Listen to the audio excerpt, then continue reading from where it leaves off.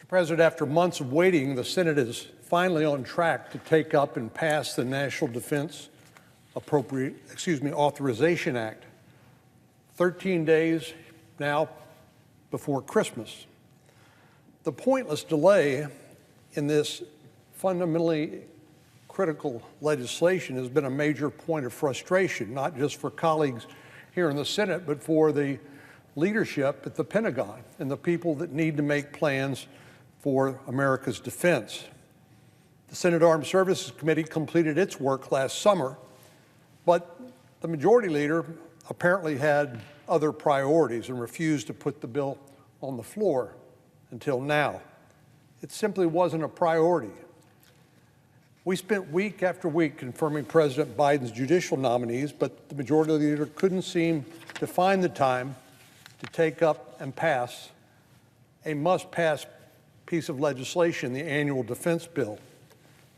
And this is not the first time. It's the second year in a row that the Senate has not passed its own version of the National Defense Authorization Act.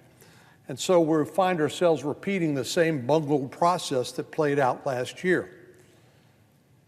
Thanks, however, to Senator Inhofe and Senator Reid and our colleagues on the Armed Services Committee, this bill still reflects the hard work of our Senate colleagues.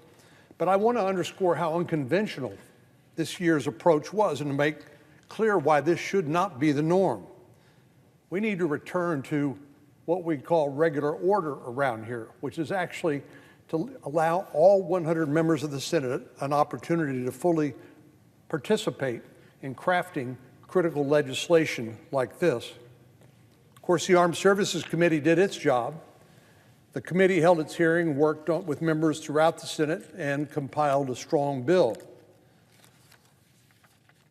But the majority leader is going to put a bill on the floor and probably, in all likelihood, not allow any amendments to that bill. In other words, this bill was voted out of the Armed Services Committee. It was pre-conferenced with the House of Representatives and is going to be laid before the American people in this Senate as a fait accompli, without adequate opportunity for debate or amendment, or for other non-committee members to have a hand in crafting this important piece of legislation. This is not how the Senate is supposed to work. Members of the Senate don't run for the Senate and serve their states with the intent of being potted plants when it comes to crafting important legislation, and particularly this legislation, which is perhaps the single most important thing we do around here. So for 2 years, we've skipped these critical steps, but this cannot be the norm, and here's why. The National Defense Authorization Act impacts every service member pay. It pertains to military construction, improvement of barracks, to military modernization.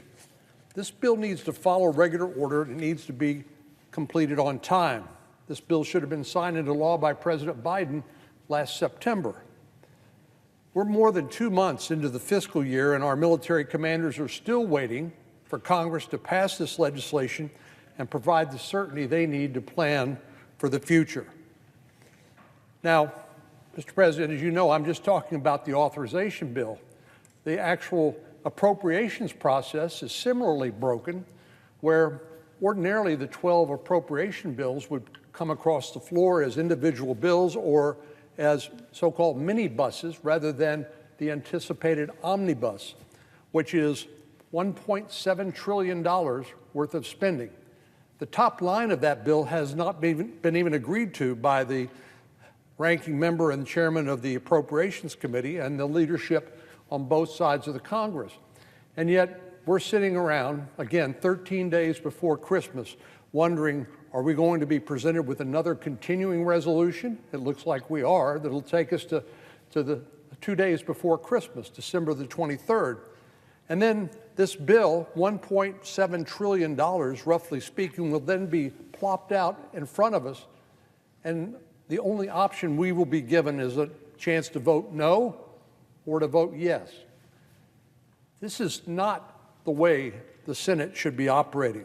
It's really a slap in the face to the American people, who deserve a measure of transparency, and the members of the Senate who deserve at least the courtesy and consideration of being able to participate in the process rather than be given the ugly choice between voting for a $1.7 trillion omnibus appropriation bill we had no hand in writing, or to shut down the government.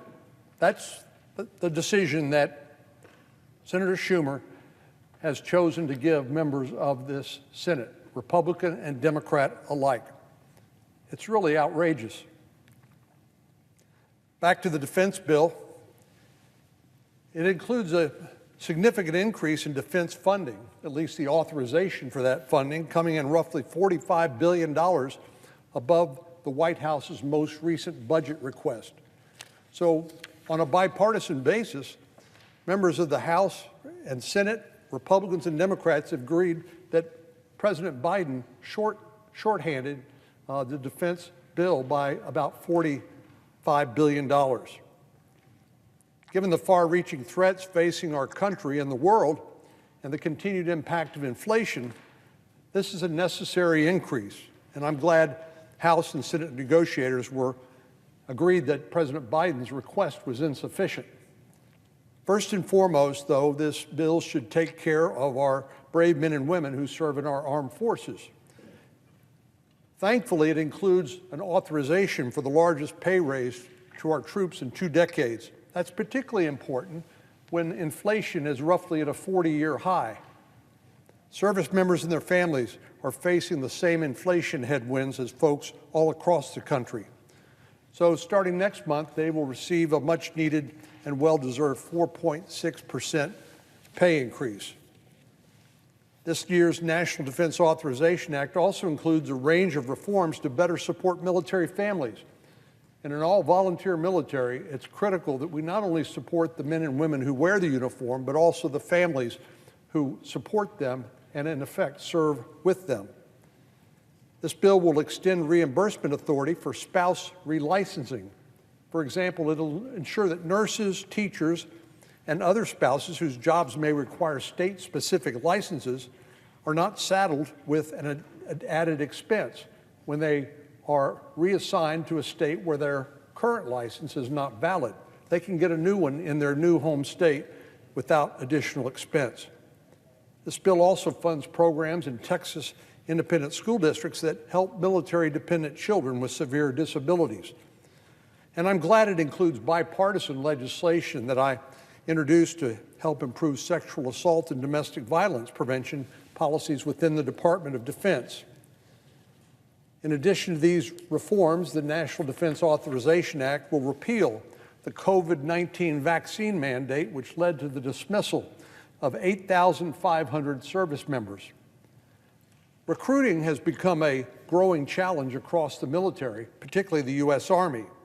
Last year, the Army fell 15,000 soldiers short of its benchmark and was only able to recruit 75% of its recruitment goal. Army Secretary Christine Wormuth called it, quote, the Army's most challenging recruiting year since the start of an all-volunteer force. Given the threats posed by Russia, China, North Korea, and Iran, among other threats, this is not the time to force courageous service members out of the armed forces, particularly for a vaccine that doesn't actually prevent COVID. This isn't like a lot of other vaccines that will actually prevent you from contracting the virus. This year's NDAA also authorizes investments in nuclear modernization and other critical projects. It makes major investments in our military installations, including those in Texas. It will fund military construction projects at Fort Hood, Joint Base San Antonio, Corpus Christi, Fort Bliss, and the Army Reserve Center in Conroe, Texas. It also authorizes 16 new F-35 Joint Strike Fighters, which will be built by Texans in Fort Worth. And it will ensure that the United States can replenish our defense stockpile and remain the arsenal of democracy for the rest of the world, particularly Ukraine. As Ukrainian forces continue to defend their country, this legislation will provide additional resources to help them keep up the fight. Now, this assistance is not a handout or charity. As much as we want to see Ukraine win this war, our financial support is not entirely altruistic. The U.S. isn't just investing in a Ukrainian victory, we're also putting our resources toward a Russian defeat. We're trying to snuff out the fire before it spreads even further west. Ukrainian forces have shown tremendous courage and stamina in the face of Russian attacks, and they deserve our unequivocal support. And I'm gratified, as the presiding officer knows, that that support has been bipartisan and overwhelming.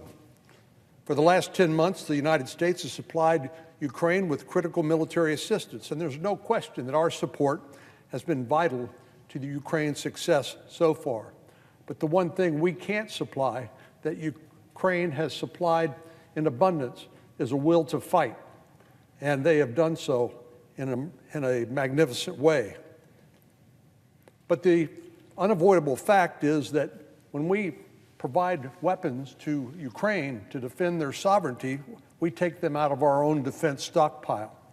The transfer of weapons to Ukraine, combined with production challenges in the defense industrial base, has made it challenging to quickly replenish our own stockpiles. But this legislation, when it's passed, will help that.